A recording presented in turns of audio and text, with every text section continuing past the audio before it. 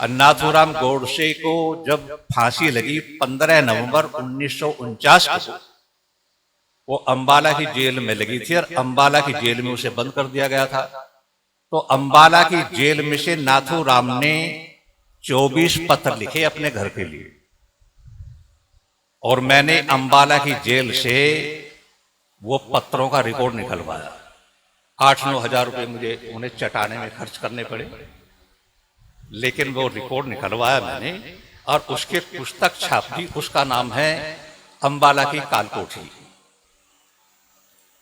और वो लिख करके 10,000 छपी। फिर मैं जेल में चला गया, पता नहीं वो कहाँ चली गई। फिर दोबारा तलाश कर रहा हूं, फिर छपाऊंगा, कम से कम 20,000 छपे हो। नाथूराम गोडसे ने 24 पत्र लिखे, और सबसे अंतिम पत्र जो लिखा है नाथूराम ने, वो 11 नवंबर को लिखा। 15 को फांसी लग गई। और पत्र में क्या लिखता है नाथूराम? पत्र में लिखा, पूज्य माताजी चरण वंदना। अपनी मां के लिए लिखता। और क्या लिखा उसमें?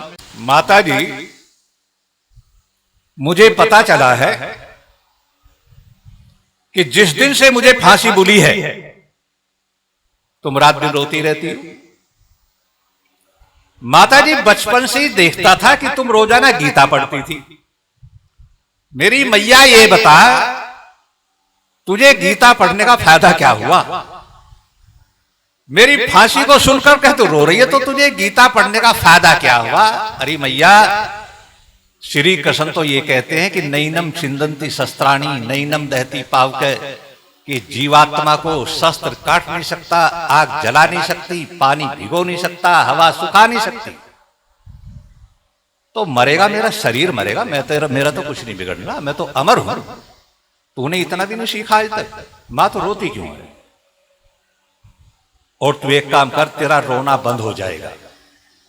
तू एक काम करना, पूना से चल पड़ इसी समय, और 2 दिन में यहां जा। 15 तारीख को नवंबर को सवेरे ही सूरज निकलता हुआ होगा, और तेरा लाडला बेटा नाथूराम फांसी पर लटकता हुआ होगा।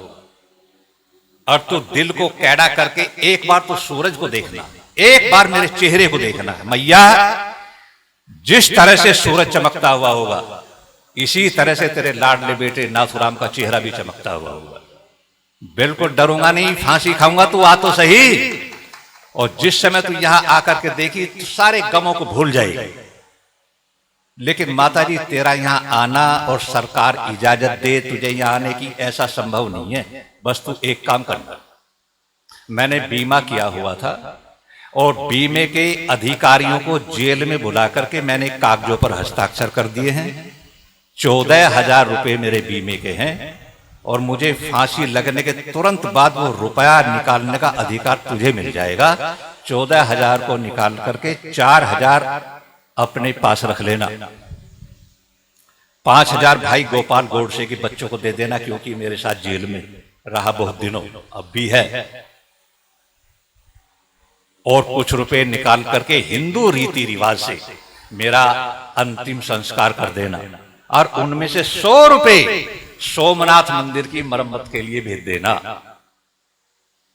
सोमनाथ मंदिर महमूद गजनी ने तोड़ दिया था, अब उसकी मरम्मत चल रही है।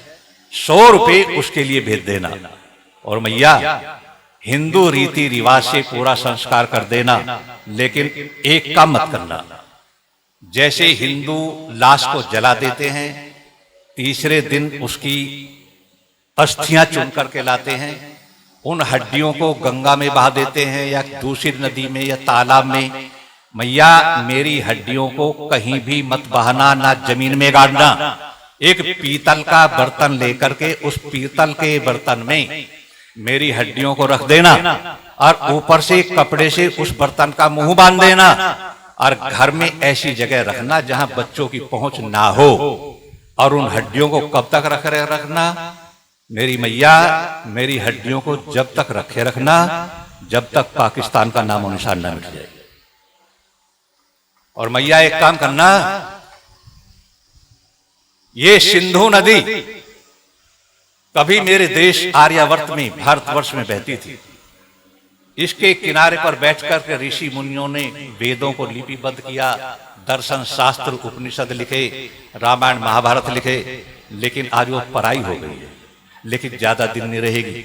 मुझे लगता है कि जल्दी से जल्दी पाकिस्तान का नाम निशान मिटेगा। और मैया जिस दिन पाकिस्तान का नाम और निशान मिट जाए, उस दिन मेरी हड्डियों को लेकर के सिंधु नदी में बांधेगा। बोलो देशभक्त कौन होगा? आपने सुन लिया और मान लिया, यही चला आ रहा। दूसरा तो कोई क्या कहेगा, आर्य समाज के विद्वान नहीं कहते।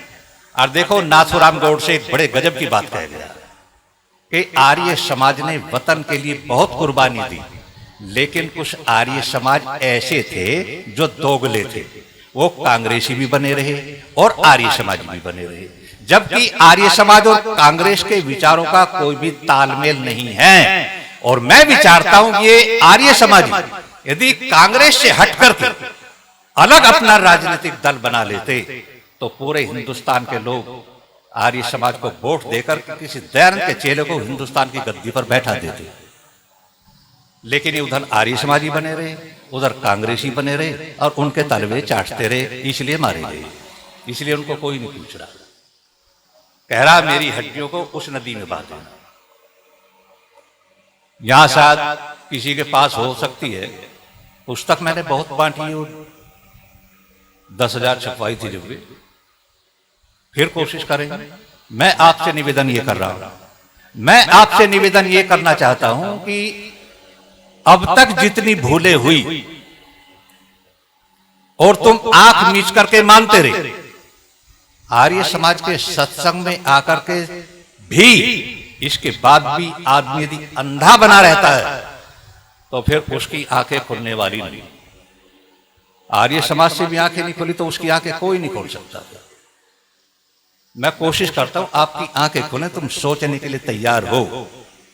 जितने मैंने बताए डेट बाय डेट, पृष्ठ का पृष्ठ तलक बता दिया मैंने आपको।